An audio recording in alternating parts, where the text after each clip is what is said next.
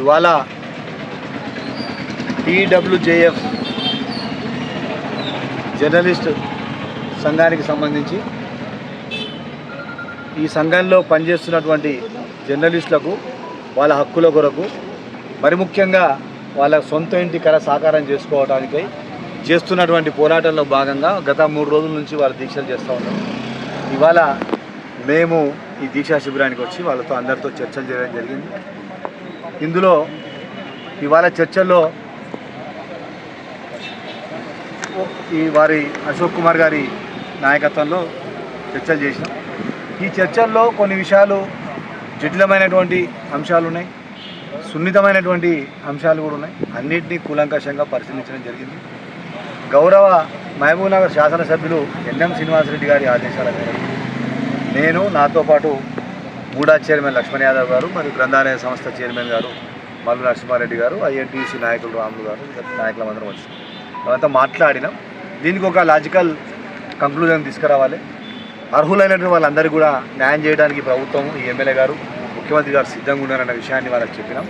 వాళ్ళకు కూడా తెలుసు, గతంలో ఉమ్మడి ఆంధ్రప్రదేశ్లో కాంగ్రెస్ పార్టీ పట్టా సర్టిఫికేట్లు ఇచ్చింది. ఆ తర్వాత తెలంగాణ వచ్చిన తర్వాత TRS ప్రభుత్వం మా పట్టాలన్నీ గుంజుకున్నది, ఇల్లు కట్టిస్తామన్నది, మోసం చేసిందని చెప్పి వాళ్ళే ముక్త కంటంతో చెప్తా ఉన్నారు. ఆ రకంగా మోసానికి దగాకు గురైనటువంటి వాళ్ళ ఆ బాధితులైనటువంటి జర్నలిస్టులను కాపాడుకోవడానికి ఈ ప్రజాప్రభుత్వం, రేవంత్ రెడ్డి గారి నాయకత్వంలో ప్రజాప్రభుత్వం, ఎమ్మెల్యే శ్రీనివాసరెడ్డి గారు తయారున్నారు, రెడీ ఉన్నారన్న విషయం చెప్పడానికి ఇక్కడికి వచ్చాం. అందరినీ అంగీకరించాం. మరి ఇప్పుడు అధికారులతో మాట్లాడాల్సిన అవసరం ఉంది కనుక జిల్లా కలెక్టర్ గారికి కూడా ఒక రిక్వెస్ట్ చేస్తే, వారు యాక్చువల్గా నిన్ననే వారు వీళ్ళని అందరినీ కూడా రమ్మన్నారు. వారు తెలుసుకొని ముందు మాట్లాడదాం రమ్మని అన్నారు. సరే, నిన్నటి కారణం ఏదో వీరు వెళ్ళలేదు కనుక ఇవాళ మేము మాట్లాడిన తర్వాత మన అశోక్ గారు కానీ ఇక్కడ ఉన్నటువంటి వాళ్ళందరూ కూడా జర్నలిస్ట్ అందరూ కూడా సరే అన్న తప్పకుండా కలెక్టర్ గారితో మేము వస్తాం, డెలిగేషన్ వస్తాం, మాట్లాడతామన్నారు. కనుక ఇవాళ సాయంత్రం 5 గంటలకు కలెక్టర్ గారితో మరి జర్నలిస్ట్ సంఘం తరఫున సభ్యులు, తర్వాత ఇందులో రకరకాల అంశాలు, కొంతమంది కోర్టుకు పోయినారు, కోర్టులో పెండింగ్ ఉన్న అంశాలు ఉన్నాయి, కొంతమంది వీళ్ళే చెప్తా ఉన్నారు 2-3 ఇచ్చినారని, ఇటువంటి టిపికల్ ఇష్యూస్ ఉన్నాయి. అన్నిటి కూడా కూలంకషంగా కలెక్టర్ గారి సమక్షంలో ఎమ్మెల్యే గారి ఆదేశాల మేరకు ఎమ్మెల్యే గారు కూడా చెప్పినారు.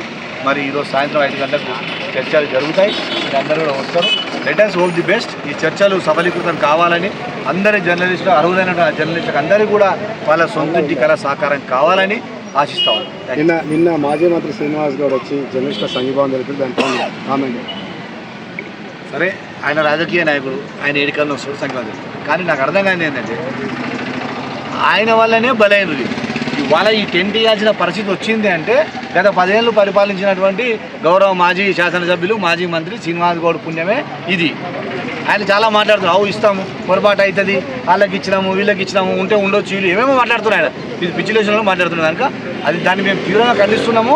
ఒక్క మాట చెప్తా ఉన్నాం, మీరు అడిగినారు కనుక, ఒకవేళ శ్రీనివాస్ గౌడ్కి ఒకవేళ నిజంగా చిత్తశుద్ధి ఉంటే మహబూబ్నగర్లో పనిచేస్తున్నటువంటి జర్నలిస్టుల సంక్షేమం మీద 10 ఏళ్ళల్లో ఆయన చేసింది న్యాయమా, అన్యాయమా, మోసమా తేల్చడానికి నేను బహిరంగ చర్చకు సిద్ధం. శ్రీనివాస్ గౌడ్ సిద్ధమైతే రమ్మానండి.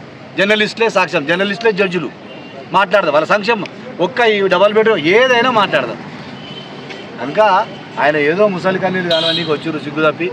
ఇదే టెంట్ల, ఇదే వ్యక్తులు, ఇదే నాయకులు, ఇదే జర్నలిస్టులను నేను అడ్రస్ చేస్తాను. ఇక్కడ ధర్నా చేస్తే డబల్ బెడ్రూమ్లో కొరకు ఎంతోమందికి ఎన్నిసార్లు మభ్యపెట్టి ఇప్పుడు ఇస్తా. ఆయన ఒక మాట అన్నాడు, మా హయాంలో కేటాయించిన డబల్ బెడ్రూమ్లు ఎందుకు జర్నలిస్టులకు తాళాలు ఇవ్వట్లేదు, సర్టిఫికేట్ ఇచ్చాము, వాళ్ళకి హ్యాండ్ ఓవర్ ఎందుకు చేయట్లేదు, ఈ ప్రభుత్వం నిర్లక్ష్యం చేస్తుందని చెప్పి ఒక క్వశ్చన్ ఇచ్చింది.